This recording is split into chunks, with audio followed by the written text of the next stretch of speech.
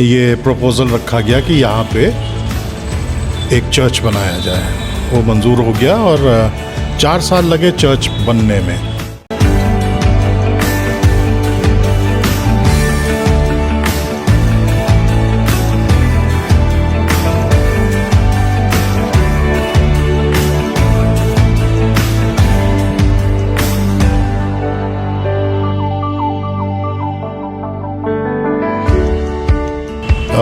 उस ज़माने में यानी कि 1860 से 1864 तक जब ये चर्च बना तो करीब 4500 रुपये खर्च हुए चर्च बनाने में।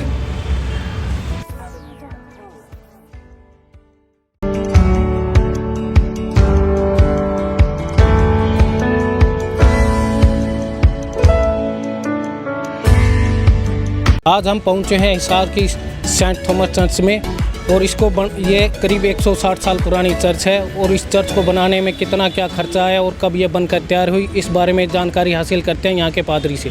चलिए हम उनसे बातचीत करते हैं। नमस्कार सर। पहले तो सलाम आप सबको। पहले तो आप अपना नाम बता दीजिए। मेरा नाम है पादरी आइजक प्रदीप मन। मैं यहाँ पे स्थानीय सेंट थॉमस मेथोडिस्ट चर्च का पासबान भी हूँ और हरियाणा में जो हम लोग के चर्च का हिसार सोनीपत डिस्ट्रिक्ट है उसका डिस्ट्रिक्ट सुपरिटेंडेंट भी हूँ।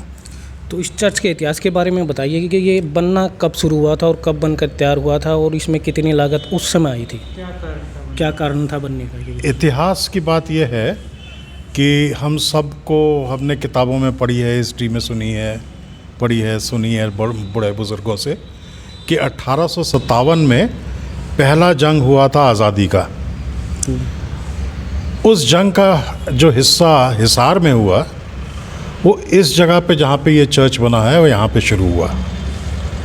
और उस टाइम जो क्रांतिकारी लोग थे उन्होंने यहाँ के कलेक्टर को और अफसरान को मारा। ये दुश्मनी कहेंगे हम उनको। तो और उनके मेमोरियल जो हैंगे वो यहाँ पे हैं, यहाँ पे। और अब जो क्रांतिमान पार्क हो गया है उसमें, पहले वो क्रांतिमान पार्क जो था चर्च का ही एक हिस्सा था, मगर एक टाइम आया जब सरकार ने इसको कम्युनिटी के लिए मांग लिया, समाज के लिए, तो हमने एतराज़ नहीं किया और चर्च ने इसको ये जगह दे दी। वहाँ पे फिर जब भगत सिंह की जो बस्ट है वो इंस्टॉल हुई, उसके बाद से उसका नाम क्रांतिमान पार्क रख दिया। मगर उससे पहले ये लाट बाग कहलाता था, और क्योंकि वहाँ पे वो मेमोरियल लाट थी और अभी भी है। और उससे पहले ये कंपनी बाग कहलाता था। तो यहाँ पे जब जंग शुरू हुई तो काफ़ी लोग यहाँ पे मरे। उनकी ग्रेव्स कईयों की यहाँ पे हैं कब्रिस्तान में। तो उसके बाद फिर 1860 में ये प्रपोज़ल रखा गया कि यहाँ पे एक चर्च बनाया जाए। वो मंजूर हो गया और 4 साल लगे चर्च बनने में। उस ज़माने में यानी कि 1860 से 1864 तक ये चर्च बना तो करीब 4500 रुपये चर्च बनाने में। आज अगर देखा जाए तो उस ज़माने के हिसाब से जो वैल्यू थी रुपए की, तो आज के हिसाब से कम 4-4.5 करोड़ की होगी। ये जो शैली है जिसमें ये चर्च बनाया गया टिपिकल है जो पुराने चर्चेज़ में आपको मिलेगी। इसको विक्टोरियन शैली कहा जाता है। और उसमें ख़ासियत ये होती है कि दीवारें मोटी होती हैं। इस चर्च में 2-2 फुट की दीवारें हैं। कोई दीवार जो है इसकी 2 फुट से कम की नहीं है। फिर चर्च के बड़े बड़े दरवाजे होते हैं, ऊंचे ऊंचे, और दरवाजे खिड़कियों में आर्चेस होती हैं। ये स्ट्रेट नहीं होते जैसे आजकल होते हैं, मगर जैसे आप ये ऊपर देख रहे हैं ये ऐसी आर्चेस होती हैं। तो क्या फ़ायदा होता है इनका? ये डिज़ाइन है चर्च का, जैसे मंदिर एक अलग डिज़ाइन का होता है, हाँ जी। गुरुद्वारे अलग डिज़ाइन के होते हैं, वैसे ही चर्च भी अलग डिज़ाइन के होते हैं। ये चर्च का सबसे पवित्र स्थान है, इसको हम लोग ऑल्टर कहते हैं। हाँ जी। हाँ, ऑल्टर, ये बेदी होती है, हिंदी में बेदी कहेंगे इसको। बेदी में ये मेज़ लगी हुई है। ये मेज़ उसी टाइम से है जब से चर्च बना, निर्माण हुआ। करीब 150 साल से ज़्यादा 150 साल से ज़्यादा हो गए। ये दो कुर्सियाँ जो हैं, ये स्पेशल चेयर्स हैं। इस पे सिर्फ चर्च के फादर या बिशप साहब बैठ सकते हैं, बाकियों को जब तक ना इजाज़त दी जाए बैठते नहीं हैं। आमतौर से यहाँ पे आते भी नहीं हैं लोग, यहाँ आने के लिए इजाज़त चाहिए होती है। वो जो ये क्रॉस है। अच्छा, दूसरी चीज़ मैं ये बताना मांगता हूँ कि ये क्रॉस जो आप देख रहे हैं, इसमें ये जो कर्व्स हैं, गोलाइयाँ सी जो बनी है, ये एक स्पेशल डिज़ाइन है। जिस शागिर्द, प्रभु यीशु मसीह के शागिर्द के नाम पे ये गिरजा है, सेंट थॉमस, ये उसकी क्रॉसेस में आपको मिलेगी। स्पेशल डिज़ाइन है। और इसका एक और वेरिएंट है जो ज़्यादा इस्तेमाल होता है मगर यहाँ पे नहीं हुआ, उसमें नीचे की तरफ पत्तियाँ होंगी दोनों साइड, तो ये भी उसी चीज़ को शो करते हैं। बेदी के ऊपर ये फ्रेम सा है। ये इसका पर्पस ये है कि इसमें जो निशानात हैंगे, कार्विंग हैगी, वो हमारे रिलीजियस सिंबल्स हैं। और इसके ऊपर ये क्रॉस रखी जाती है, कैंडल्स रखी जाती हैं, फूल सजाए जाते हैं। ये कुर्सी जो आप देख रहे हैं, ये कुर्सी अगर आप आज चाहें भी तो आप नहीं बनवा सकते, क्योंकि ये डिज़ाइन जो है ये हैंड कार्विंग है सारी, सब कुछ हैंड कार्विंग है। इतनी बारीकी से कार्विंग आजकल मशीन से नहीं हो सकती। मगर अब जैसे चर्च की बेल है, वो रुड़की में बनी है, उसका हमें रिकॉर्ड मिलता है, इसलिए हम कह सकते हैं। इनका कोई रिकॉर्ड नहीं है। ऐसे ही ये जो है, यहाँ से चर्च के फादर खड़े होके प्रार्थना लेते हैं, दुआ लेते हैं।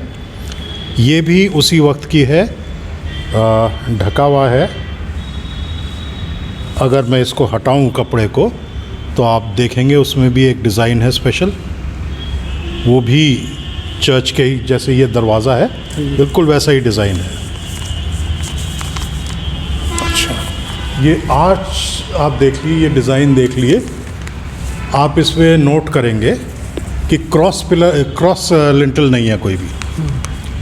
और ये लकड़ियों का जो सपोर्ट दी है उसका डिज़ाइन ऐसा है कि पूरी छत की से वेट ले रहे हैं। ये भी चीज़ आजकल बन सकती है, मगर टाइम टेकिंग है तो कोई नहीं करना मांगता। ये बेंचेस जो हैंगी, ख़ास तौर से पीछे वाली, दो किस्म की आप देख रहे हैं, एक तो पीछे हैंगी हैवी वाली और एक ये हैंगी हल्की वाली। हल्की वाली रिलेटिवली न्यू है। अच्छा। पुरानी वाली जो है वो पीछे हैं और वो शुरू से हैं यहाँ पे। हाँ, उनकी डिज़ाइन भी काफ़ी, डिज़ाइन बिल्कुल फ़र्क है, काफ़ी भारी है। और इसके अलावा इनको रिपेयर कराना भी बहुत मुश्किल हो जाता है। सर, इस फर्श के बारे में और बता दीजिए, जो यहाँ का पुराना फर्श है। फर्श जो है, इसका मेन चीज़ जो है वो ये बीच का सेंटर का पोर्शन है, और ये टाइल्स जो हैं ये आगे तक जाती हैं ऑल्टर तक। ये टाइल्स जो हैं ओरिजिनल लगी हुई हैं। कितने टाइम? 1860 से ही, मतलब जब फर्श बना। और ये बहुत ही प्रेशियस चीज़ है हमारे लिए, क्योंकि अगर हम आज कोई टूट जाए और बनाना मांगे दोबारा तो हम नहीं बनवा पाएंगे। इसलिए नहीं कि पैसे नहीं होंगे, पैसे ज़्यादा हैं, मगर इसलिए क्योंकि ये डाइज जो हैं, कलर्स, ये नहीं मिलेंगे। और आप इसमें ये नोट करिए कि थोड़ा सा मैल जमी हुई है, मगर अगर पॉलिश करें हम इसको तो बिल्कुल चमक के पुराना वाला ओरिजिनल रंग निकलेगा, इसमें घिसी बिल्कुल नहीं है। ये स्पेशल डाइज होती हैं। इसका एक एग्जांपल और मैं आपको बताऊं, कोची में यहूदियों का सिनेगॉग है, उनकी जो हैकल है वो है, वो करीब 2000 साल पुरानी है, हो सकता है उससे भी ज़्यादा पुरानी हो। उसमें जो टाइल्स लगी हैं वो बिल्कुल ओरिजिनल टाइल्स हैं वही, और उनके साथ भी यही प्रॉब्लम है। खैर उन्होंने दूरअंदेशी करके उन्होंने एक्स्ट्रा टाइल्स बनवाई, वो स्टॉक करके रखी हैं, बड़ी संभाल के रखी हुई हैं उन्होंने। सर यहाँ पे एक जो है कुछ रखा है जो वस्तु है, इसके बारे में और बता दीजिए आप, ये क्या है? ये भी पुराने ही टाइम का है। इसके अंदर पानी रखा जाता है और जब बैप्टिज़म होते हैं, जब कोई बच्चे को माँ बाप लाते हैं उसके कि इसको बपतिस्मा देना है, तो इसमें से जो पानी है उसको उसके ऊपर प्रार्थना करके उससे उसको बपतिस्मा दिया जाता है। या कोई बड़ा आता है कि मैंने बपतिस्मा लेना है, क्योंकि हमारे में ये है कि क्रिश्चियन तभी इंसान डिक्लेयर होता है जब वो बपतिस्मा ले ले। और बपतिस्मे के लिए 2 पॉसिबिलिटीज़ हैं, या तो बचपन में आपके माँ बाप, अगर आप क्रिश्चियन फैमिली के हैं तो आपके माँ बाप ले आएँ, तब आप बैप्टिज़म ले सकते हैं। कुछ लोग होते हैं उनका विश्वास कहता है कि नहीं, मैं अपनी समझ में जब आऊँगा तब लूँगा, तो उस टाइम पे ले सकते हैं, बड़े हो जाते हैं तब तक वो। तो दोनों के लिए ये इस्तेमाल होता है। हाँ जी सर, ये जो गेट के बारे में बता दीजिए, काफ़ी हैवी गेट लग रहा है। काफ़ी हैवी गेट है, ओरिजिनल है, जब से बना है, और मरम्मत होती रहती है, मगर चेंज कुछ नहीं है। तो दीमक भी लगी हुई नजर नहीं आ रही इसमें हम लोग ट्रीटमेंट करते रहते हैं दीमक की, और पेंट हो जाती है, तो इसलिए ये चीज़ होती है। बस इसका ये है कि कभी कभी बरसात में फूल जाती है, मगर और कोई प्रॉब्लम नहीं। जानकारी हासिल करते हैं चर्च के बारे में। सर जो बेल के बारे में बता रहे थे आप, यहाँ पे जो बेल है ऊपर, जो चर्च के बिल्कुल ऊपर लगी हुई है, उसके बारे में एक बार हम दिखाते भी हैं आपको बेल, उसके बारे में फिर बातचीत करते हैं। सर ये बेल ऊपर लगी हुई है, और ये भी जब बना था चर्च तभी से बनी है, लगी है, रुड़की में लगी है, बनी है ये। और चर्च की बेल मंदिरों में जैसे होता है वैसे नहीं बजती, ये सिर्फ जब पूरा समाज बैठ के दुआबंदगी करता है तो दुआबंदगी के स्टार्ट होने पे बजती है, या फिर अगर किसी की डेथ हो जाती है तब बजती है, या किसी की शादी हो रही हो तब बजती है। और तीनों वक्त में बजाने का स्टाइल जो है वो फ़र्क होता है। अच्छा, मतलब तो पूजा के समय, जो प्रार्थना के समय अलग होता है, और शादी मतलब कोई करता है, शादी में फ़र्क होगा, किसी की डेथ होती है तो उसमें अलग। हाँ। सर अच्छा। जो यहाँ पे है इसके बारे में और बता दीजिए, किसकी कब्र है? ये मैं आपको बता रहा था कि कलेक्टर की को यहाँ पे मारा था, तो ये जॉन वेडरबर्न है, ये कलेक्टर होते थे, उनको उनकी फैमिली को मारा था। ये बंगाल सर्विस इसलिए लिखा है क्योंकि गवर्नर जनरल उस टाइम पे बंगाल में रहता था, और जो ईस्ट इंडिया कंपनी का जो वो चलता था हिसाब किताब, वो कलकत्ते से चलता था, और कहीं पे कोई वो नहीं था।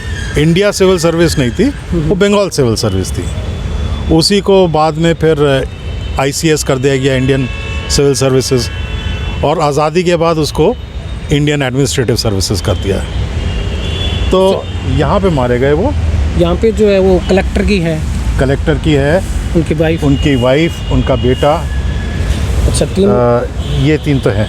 और जो क्रांतिमान पार्क में है जो लाट बनी हुई है वहाँ पे, वहाँ पे भी लिखा हुआ है, लिखा हुआ है, सबके नाम लिखे हुए हैं। और मेरे ख्याल से 3 साइड में ना चारों साइड में लिखे हुए हैं लाट में। वहाँ पे भी कलेक्टर का नाम लिखा हुआ है वहाँ पे भी। हाँ, वो तो पूरी लिस्ट दी हुई है ना वहाँ पे। अच्छा, सभी की है। हाँ, मगर यहाँ पे वो ये स्पॉट है उसकी डेथ की। अच्छा, यहाँ पे जो डेथ हुई थी उनकी। ये जो पिलर हैं सर ये बेसिकली सपोर्ट के लिए है। और सपोर्ट इसलिए ज़रूरी है क्योंकि 24-24 इंच की दीवारें हैं। आजकल तो हम लोग सोच भी नहीं सकते 24 इंच की 4 दीवार, इंच की दीवारें आधी ईंट की दीवार बनती है। तो उसमें वज़न बेयर करने के लिए, जब फिर वज़न बेयर करना और भी ज़रूरी इसलिए क्योंकि ये स्लोप देखिए इसका, हाँ जी। तो पूरा वेट जो आपके यहाँ पे पड़ता है कोने पे, तो उसको सपोर्ट चाहिए, इसलिए ये सब बनता है। इसलिए आप देखेंगे चारों तरफ गिरजे में कहीं कहीं पे ये बने हैं आफ्टर रेगुलर स्पेसेस। मैं आखिर में बस यही कहना चाहूँगा कि क्रिसमस का त्यौहार एक बहुत ही बड़ा त्यौहार है। एक्चुअली हम लोग के सिर्फ 2 त्यौहार होते हैं। एक तो वो जब जो हम अभी सेलिब्रेट करेंगे 25 तारीख को, जब यीशु मसीह की पैदाइश हुई, और दूसरा वो जब वो उसको क्रॉस पे मार दिया और तीसरे दिन वो फिर जी उठा, अपनी सामर्थ्य से जी उठा। तो ये 2 त्यौहार होते हैं। दोनों त्यौहार हमारे लिए इक्वली इम्पोर्टेंट इसलिए हैं क्योंकि ये हमें देना सिखाते हैं। परमेश्वर का एक गिफ्ट था पूरी दुनिया के लिए कि साहब उसने अपने बेटे को भेजा कि जो पाप के बोझ से करा रही है सृष्टि, उससे वो आज़ाद करी जाए। तो उसको याद करते हुए हमें कम से कम अपने आस पड़ोस में या अपने शहर में जो गरीब दुखियारे मारे हुए हैं उनकी तरफ ध्यान देना चाहिए, और अगर हम उनको कुछ गिफ्ट दे सकते हैं हमें ज़रूर देना चाहिए।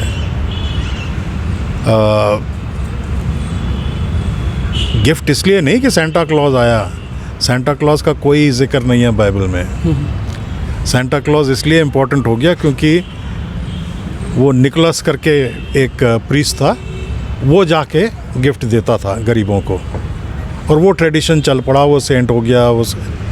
मगर अब जो है ये बिज़नेस के चक्कर में, बिज़नेस हाउसेस के चक्कर में सेंट निकोलस की अहमियत ख़त्म हो गई, गिफ्ट देने की अहमियत ख़त्म हो गई। गरीबों को, अपनों को अच्छी चीज़ें लेके दो।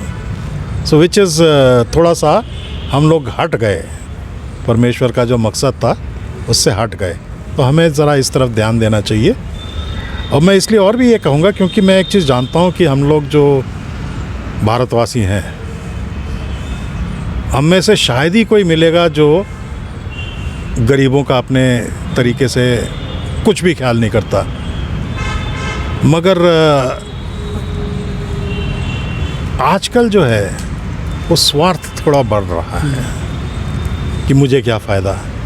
अब मुझे क्या फ़ायदा, हर चीज़ में फ़ायदा ये नहीं होता जो नज़र आता है। आखिर में आदमी क्या लेके जाता है अपने साथ, वही जो उसने भले काम किए हैं। और परमेश्वर उन्हीं को देखता है, वो ये नहीं देखता कि राजा थे कि सड़क पे पड़े हुए तुम गरीब आदमी थे, भिखारी थे। वो ये देखता है कि भले काम क्या किए। हम लोग को भले काम के लिए तरफ देखना चाहिए, और हर एक को समझना चाहिए कि मेरा पड़ोसी जो है, जो मेरे इर्द गिर्द लोग रहते हैं, वो सब मेरी तरह परमेश्वर के बनाए हुए लोग हैं। Thank you very much. Christmas की शुभकामनाएं, और मेरी दुआ यही रहेगी कि हम सब के लिए, ख़ास तौर से हिसार डिस्ट्रिक्ट के लोगों के लिए, ये क्रिसमस बहुत ही शुभ दिन हो। Thank you. आइए बातचीत करते हैं विक्टर डेविड से, जिनका परिवार जो है 100 साल से यहाँ पर है। उनसे पूछते हैं जहाँ पे जो पुरानी कब्रें हैं उनके बारे में जानकारी हासिल करते हैं। सर बता दीजिए। नमस्कार आपका, आप हमारे चर्च में आए और क्रिसमस के मौके पे आपने ये बातें सोच रहे हो अपने जनता को दिखाने के लिए। ये जो चर्च है 150 वर्ष पुराना है, और ये कब्रिस्तान भी 150 वर्ष से ऊपर, 1865 से ज़्यादा समय से पुराना है, उससे भी पुराना। और आप ये देखेंगे यहाँ पर इतनी पुरानी 1872 की ये कब्र है, और इतना प्यार दर्शा रहा है, जो छोटा बच्चे की कब्र है ये, और इतना प्यार दर्शा रहा है कि ये देखो उन्होंने कितने अच्छी तरह से उसको समय बनाई और आज तक कायम है। जब कोई थोड़ी टूट फूट होती है तो हम इसको मेंटेन कर लेते हैं। और मैं दिखाता हूँ आपको, ये 1800 ये 200 वर्ष पुराना जो चर्च का हमारा इतिहास है। और यहाँ पर सारे धर्मों के लोग चर्च में आते हैं और बड़ी प्रेम का संदेश एक दूसरे से देते हैं। और हम यही प्रभु यीशु मसीह से विनती करते हैं कि ऐसा प्यार, और देश के अंदर, भारत देश के अंदर ऐसा प्यार है हर धर्मों के अंदर कि ये बहुत बड़ी मिसाल है। ये 1888 की कब्र है, ये भी देख लो कितनी पुरानी है और अभी तक मेंटेन है। और आपके जो पूर्वज हैं उनकी भी हाँ, मैं अब अपने पूर्वजों की, मेरे दादाजी हैं, मेरी दादी जी हैं, मेरे पिताजी हैं। ये मेरे दादाजी हैं श्री एनएस डेविड, जो 1986 के अंदर गुजर गए और 1906 में पैदा हुए और यहीं इस चर्च में ही उनकी सेवाएं रही हैं। मेरी दादी जी की है, मेरे पिताजी की है उधर।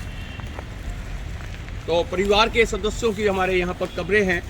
तो बहुत भी पुरानी और भी लोगों की बहुत पुरानी कब्रें हैं। और लोग बहुत वर्षों बाद जब हमसे मुलाकात करते हैं तो लोग आते हैं यहाँ पर, और ये दर्शा रहा है कि कितना प्रेम। ये 1864-84 की है। तो अब क्रिसमस डे भी है, का- तो कोई संदेश देना चाहते हो? हाँ, मैं क्रिसमस डे के ऊपर ये संदेश देना चाहता हूँ सभी अपने हरियाणा वासियों को, भाईचारे का, प्रेम का। और ये दे रहे हैं कि क्रिसमस ये सिखाता है हमें। और क्रिसमस पर ये लोगों ने दिखा दिया हरियाणा के अंदर कि कोरोना को देखते हुए भी हमने पिछले साल भी प्रोग्राम किया क्रांतिमान पार्क में, चर्च को बंद रखा। और इस बार भी कोरोना का बहुत डर है, फिर भी लोगों का इतना यहाँ पर प्रेम है हर धर्मों का। और मैं इतना शुक्र करता हूँ। और मैं ख़ास तौर से हमारे प्रधानमंत्री मोदी जी से रिक्वेस्ट है और विनती करते हैं, उनको प्रभु यीशु मसीह की शुभकामनाएं देते हैं। हमारे मुख्यमंत्री हरियाणा सरकार मनोहर लाल जी को भी हम मैरी क्रिसमस कहता हूँ।